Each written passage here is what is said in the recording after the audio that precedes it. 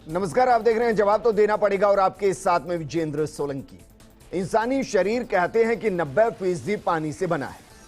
धरती पर 70% से ज्यादा पानी है, लेकिन राजस्थान के 33 में से 28 के आसपास जिले ऐसे जो डार्क जोन में आते हैं। गर्मी में बूंद बूंद को राजस्थान तरसता है।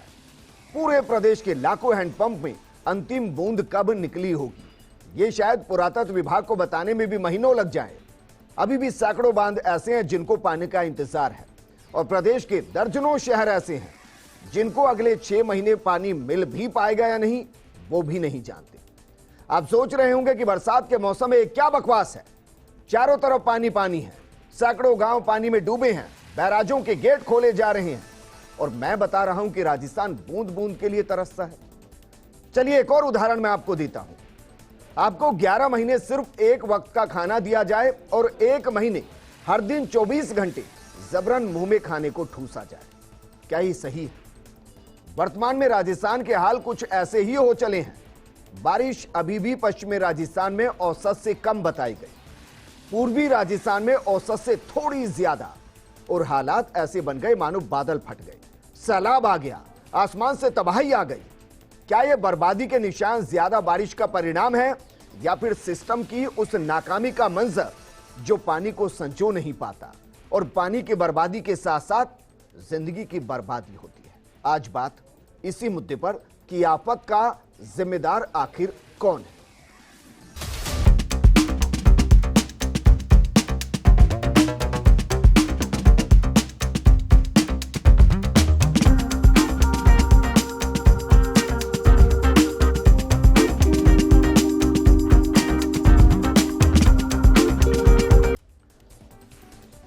दरअसल जो पानी इस वक्त तबाही बना हुआ है, जो पानी इस वक्त मकानों के साथ जानों को छीन रहा है, वो पानी हर साल इतना ही बरसता है।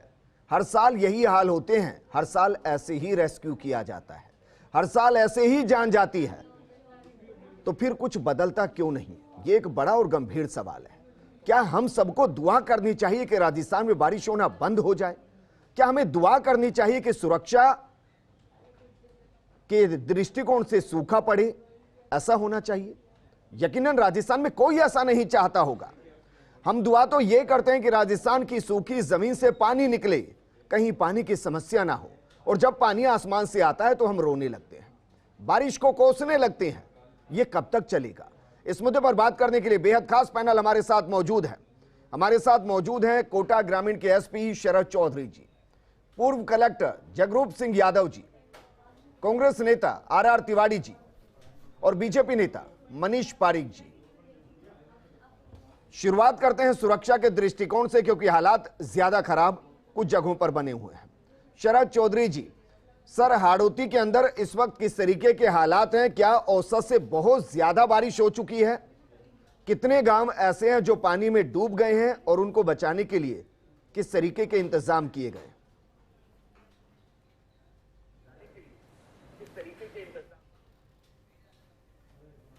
विजेंद्र जी, आपका चैनल लगातार जो पानी की स्थिति और बारिश की स्थिति है उसको दिखा रहा है।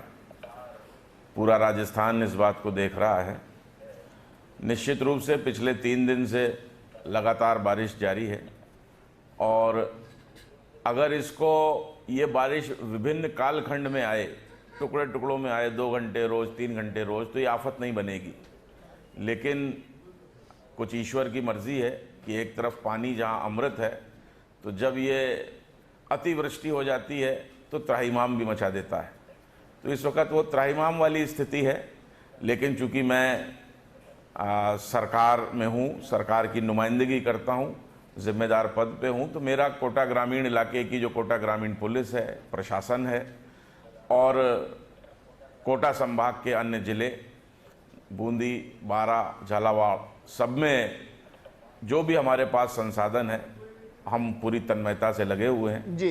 राज्य सरकार की तरफ से हमको एसडीआरएफ की मदद मिल रही है, केंद्र सरकार की तरफ से हमको एनडीआरएफ की मदद मिल रही है। वो एक्सपर्ट हैं इस पानी में, उनके पास मोटर बोट्स हैं, जो संसाधन हमारे पास नहीं है, उनकी हम मदद ले रहे हैं, और लगातार हम जितना रेस्क्यू कर सकते हैं लोगों का कर भी पा रहे हैं। और अभी तक ईश्वर ना करे आगे भी कोई जनहानि हो। जी, निश्चित रूप से जो लोग फंसे हुए हैं पानी में उनके लिए समस्या है, लेकिन उस समस्या से कैसे उनको निजात दिलाएं, अभी तक तो हमें सफलता मिली है पुलिस को और प्रशासन को, एनडीआरएफ, एसडीआरएफ, और इसमें जन सहयोग भी है। तमाम यूथ जो इलाके का जिस जगह भी आम आदमी घिरता है पानी से, वो भी मदद के लिए आगे आ रहा है। कहने का तात्पर्य यही है, सारे संसाधन सरकार के, आम जनमानस के संसाधन सब जोड़ करके, और हम इस विपत्ति और आपदा जो अभी कोटा रेंज में चल रही है उसके ऊपर पार पाने का पूरा ठीक है प्रयास सर, वापस मैं आपके पास आऊंगा, लेकिन समस्या यह है कि इंद्रदेव की भला अब शिफ्ट कौन लगाए कि इस दिन आपको 2 घंटे इस वक्त बारिश करनी है, सोमवार को इस वक्त बारिश करनी है, मंगलवार को इस वक्त बारिश करनी है। इंद्रदेव की शिफ्ट कौन लगाए?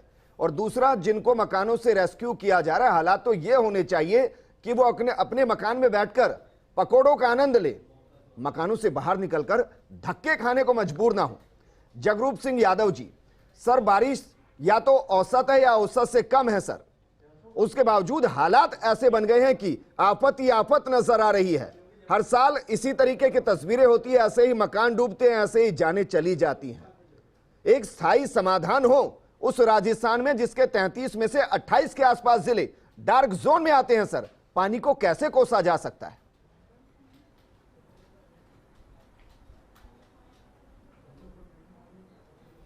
विजेंद्र जी, मैं आपकी बात से बिल्कुल सहमत हूं।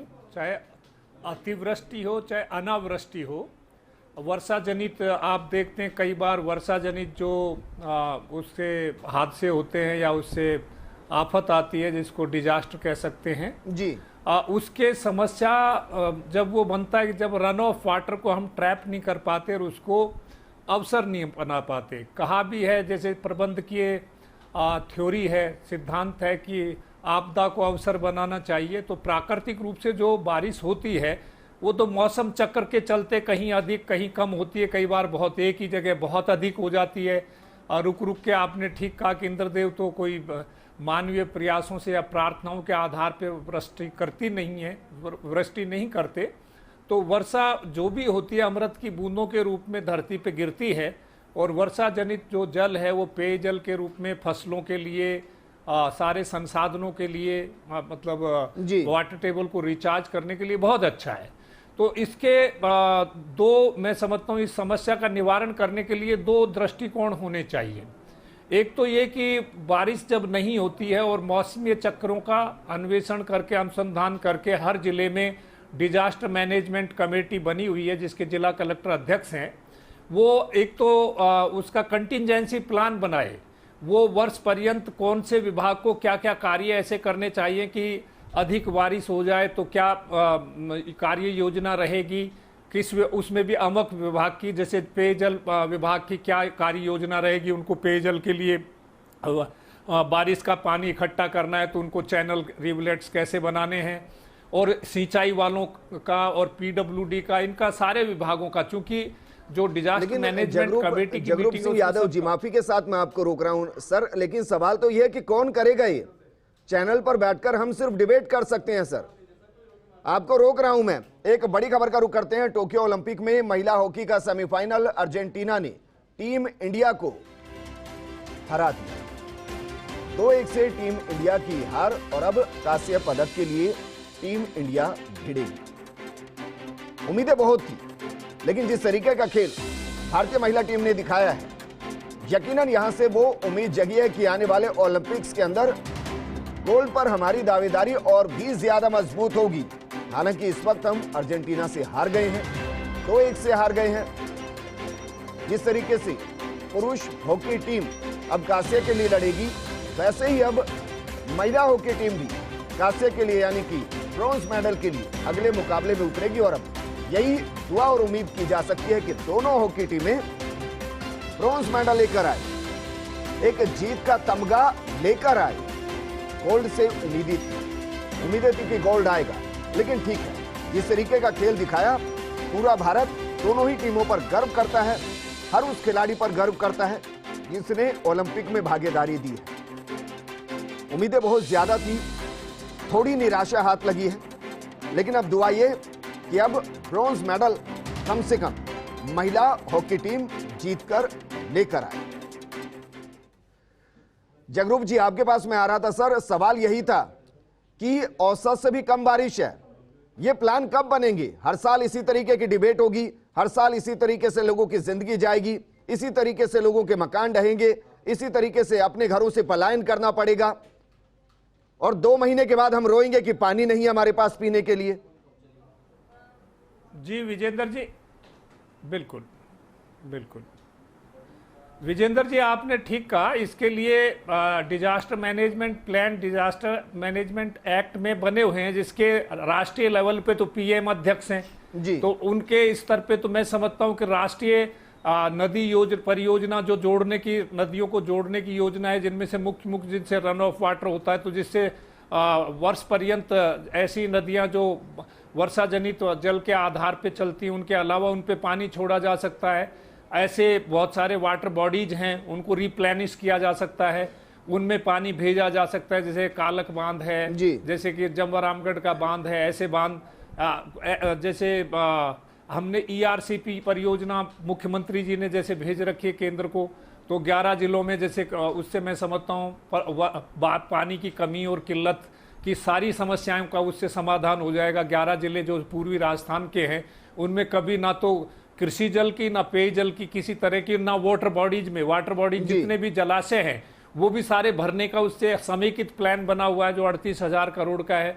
तो मैं समझता हूँ फंड रिसोर्सेज हमको देख के, प्राकृतिक संसाधन, जो जल एक बहुत महत्वपूर्ण प्राकृतिक संसाधन है, राजस्थान में तो ये पूरे राष्ट्रीय जल का केवल 1% है जी। तो हमें बहुत सावधानी से स्थानीय रिसोर्सेज से, हमारे राज्य के रिसोर्सेज से, केंद्रीय रिसोर्सेज से कंटिंजेंसी प्लान राष्ट्रीय स्तर पे, राज्य स्तर पे हमारे मुख्यमंत्री महोदय हैं, वो इसके डिजास्टर मैनेजमेंट कमेटी के चेयरमैन है, जिले स्तर पे जिला कलेक्टर हैं, इनमें सभी विभागों की सहभागिता होती है। तो एक तो वर्षा जनित या इस तरह का प्राकृतिक आपदा आ जाए तो उसके लिए कंटेंजेंसी प्लान बनता है, तो जिसमें जैसे नावें हैं या नहीं, बांध है, उनके आसपास नावें होनी चाहिए, डिजास्टर वहां पे गोताखोर होने चाहिए, मिट्टी के कट्टे होने चाहिए। की बात है, मैं तो कह रहा हूं कि बारिश के पानी को इतना संजोया जाए कि आपदा है ही ना।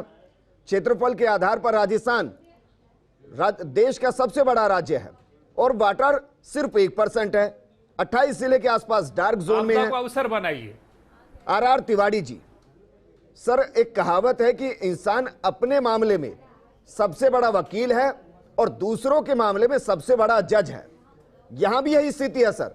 2 महीने पहले हम रो रहे थे खुद को बचाते हुए कि देखिए पानी नहीं है तो हम क्या करें। अब हम ये कहते हुए बचा रहे हैं खुद को कि पानी इतना बरस गया, अब हम क्या करें। कब तक ऐसा चलता रहेगा सर? विजेंद्र, बड़ा सटीक सवाल है, लेकिन प्रकृति पर आपका वश नहीं है, सिस्टम पर है। सिस्टम भी जैसा चल रहा है। जगरूप सिंह जी तो कलेक्टर हैं, सीनियर IAS हैं, चौधरी जी SP हैं। सवाल ये है कि अगर आप 3 घंटे में 6 इंच 12 इंच बारिश हो जाएगी तो उस पानी को आप कैसे रोक पाओगे। और फिर सबसे बड़ी गलती आम आदमी की भी है। हम लोगों ने जंगलों को काट करके सीमेंट के हमने जंगल पैदा कर दिए। हम कभी सड़क बनाते थे डामर की, आज वो सीमेंट की CC रोड बनते हैं, तो जमीन में पानी जा ही नहीं रहा। सरकार चाहे BJP की हो चाहे कांग्रेस की हो, ये जो सिस्टम में जो इंजीनियरों ने नया जो कंसेप्ट पैदा किया, जहां देखो आप CC रोड बना देते हो तो सीमेंट की रोड नीचे पानी को लेके ही नहीं जाने देती है। और प्राकृतिक आपदा को लेकर के कोई भी सरकार कोशिश कर सकती है, उसका निदान नहीं कर सकती है।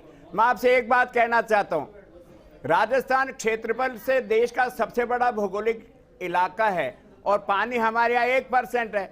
हमारे जननायक अशोक गहलोत जो हमारे मुख्यमंत्री हैं, उन्होंने कानून बना रखा है, नियमबद्ध कानून बना रखा है कि 500 गज से बड़े प्लाटों में आपको हार्वेस्टरिंग करनी पड़ेगी, चाहे बारिश हो या नहीं हो।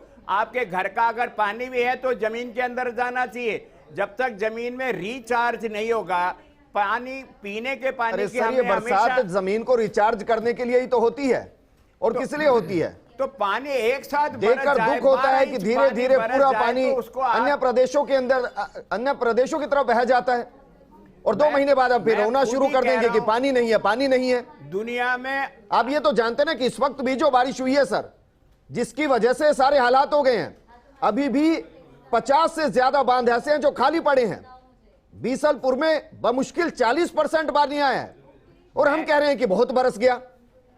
मैं ये कह रहा हूं कि प्रकृति पर आप अंकुश कैसे लगा सकते हो? यही राजस्थान अरे सर, है प्रकृति पर जहां अंकुश पश्चिमी लगाना क्यों है सर? राजस्थान में एक जमाने में 20-20 साल के उम्र के बच्चियों को यही पता नहीं था बारिश होती क्या है, और प्रकृति का देखो आज पश्चिमी राजस्थान में। आर तिवारी जी, प्रकृति पर अंकुश लगाना क्यों है सर, मुझे बताइए ना। हम ये चाह रहे हैं कि सूखा पड़ना शुरू हो जाए, हम ये चाह रहे हैं कि बरसात ना हो। प्रकृति तो अपने चक्र के हिसाब से घूमेगी सर। सरकारें अपने हिसाब से पूरा ध्यान दे रही है। प्राकृतिक आपदा को अवसर में बदलने की बात करने की बात कह रहा हूं। आज प्राकृतिक आपदा से जहां जन धन हानि हो रही है, राजस्थान के मुख्यमंत्री ने मैं सर माफी के साथ आपको रोक रहा हूं। मैं अपने इस प्रोग्राम में इसको आपदा नहीं कहने दूंगा सर। यह प्राकृतिक आपदा बिल्कुल नहीं है। औसत बारिश हो रही है सर, पश्चिमी राजस्थान में औसत से कम बारिश है सर। 12 इंच ये पानी आपदा कैसे हो गई? बारिश कैसे कह सकते हो विजेंद्र? 1 घंटे में 13 इंच पानी किसी एक पर्टिकुलर इलाके में बरस जाए, वो प्राकृतिक आपदा ही है। आज भी आप ये कह रहे हैं राजस्थान में बादल फट गए हैं सर? बादल फट गए राजस्थान में?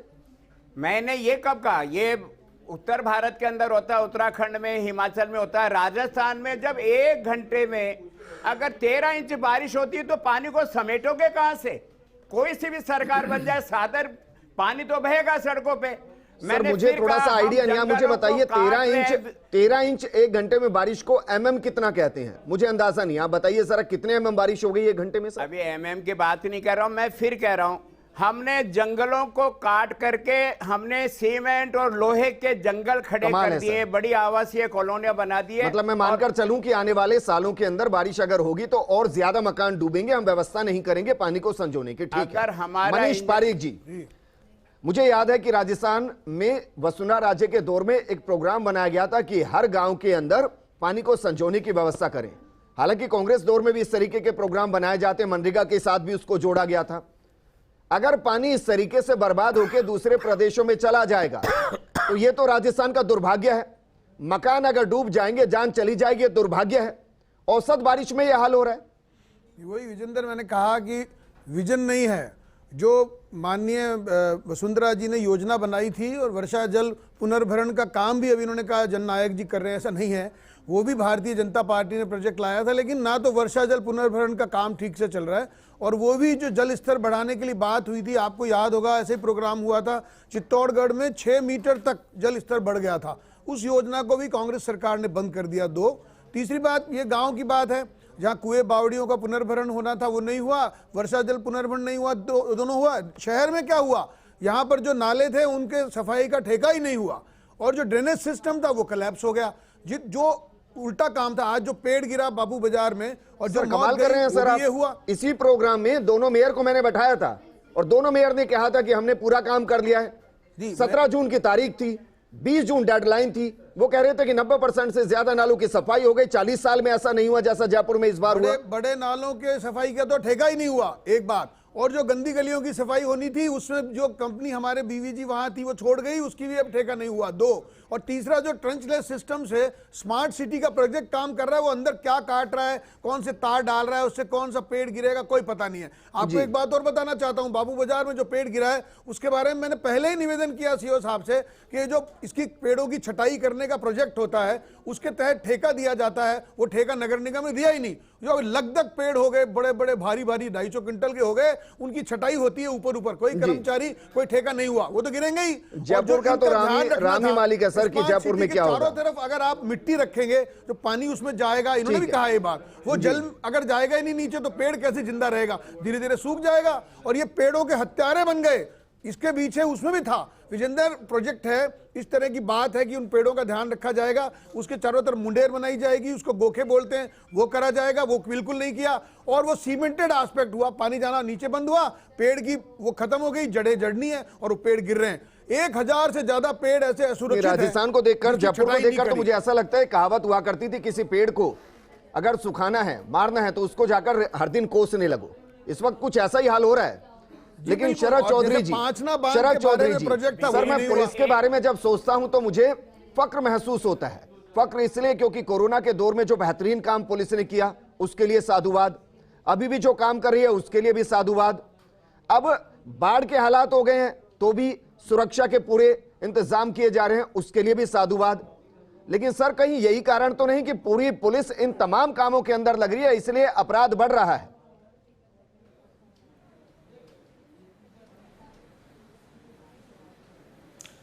देखिए सर, मेरा निवेदन इतना सा है सर, वर्तमान सरकार जब आई थी तो इन्होंने एक स्टैंड लिया सरकार ने कि फ्री रजिस्ट्रेशन ऑफ क्राइम होगा।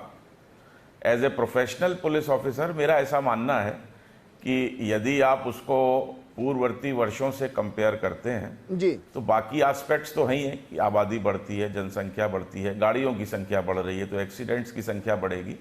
लेकिन वर्तमान सरकार का ये मानना है, ये ऑब्जेक्टिव है, ये निर्देश है कि फ्री रजिस्ट्रेशन ऑफ क्राइम हो। जो पहले पुलिस कुछ परिवाद में दर्ज करती थी, ठीक है सर, इस बात को मान लेते हैं, इस पर किसी दिन और बहस कर लेंगे। अब मैं आपको आपसे हाड़ौती के बारे में जानना चाह रहा हूं सर कि जो वर्तमान स्थिति हाड़ौती में बनी है, जो बाढ़ के हालात बने हैं, जो मकान डूब गए हैं, आप इसको प्राकृतिक आपदा का नाम देंगे या सिस्टम का वो फेलियर जो दशकों से चला आ रहा है और उसकी वजह से ऐसी स्थिति बन गई है?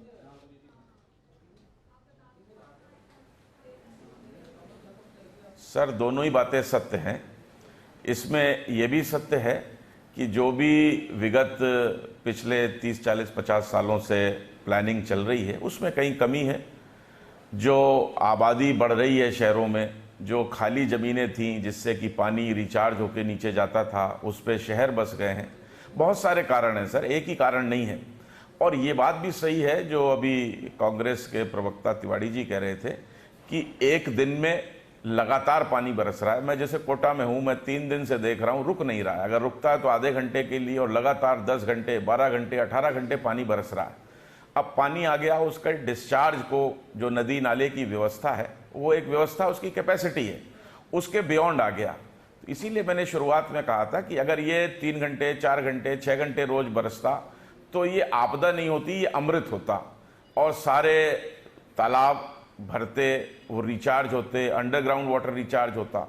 लेकिन अब ये ओवरफ्लो होकर नदियों से, जो छोटी छोटी नदियां पार्वती, काली सिंध है, चंबल में मिलेंगी, चंबल यमुना में मिलेगी और अल्टीमेटली जाके समुद्र में गंगा के माध्यम से मिल जाएगा।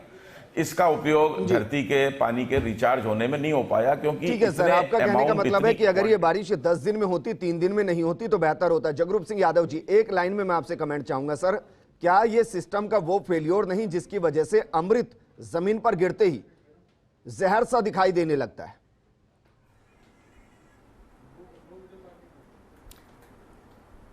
बिल्कुल विजेंद्र जी, मैं ये कहना चाहता हूँ समेकित योजना बननी चाहिए जिसे में केंद्र सरकार, राज्य सरकार, स्थानीय प्रशासन, इनकी सभी की भूमिका होनी चाहिए। मैं समझता हूँ कि एक दीर्घकालीन योजना जिसमें आप कह सकते हैं नदियों को जोड़ने की कार्य योजना है, ईस्टर्न राजस्थान कैनाल प्रोजेक्ट है, ये तो केंद्र सरकार से प्रवर्तित योजनाएं होनी चाहिए। राज्य स्तर पे विभिन्न विभागों की समेकित जो उनकी फंडिंग हो और खास तौर से जो डिजास्टर मैनेजमेंट का डिपार्टमेंट बना हुआ आपदा प्रबंधन विभाग, उसके तत्वाधान में राज्य स्तर पे माननीय मुख्यमंत्री के स्तर पे जहां जहां जिन जिन क्षेत्रों में वृष्टि होती है या अकाल पड़ता है उनके बारे में कंटिजेंसी प्लान वर्ष पर्यंत बनने चाहिए जी। और स्थानीय प्रशासन भी अपनी स्थानीय समस्याओं को दृष्टिगत रखते हुए कार्य योजना बनाए।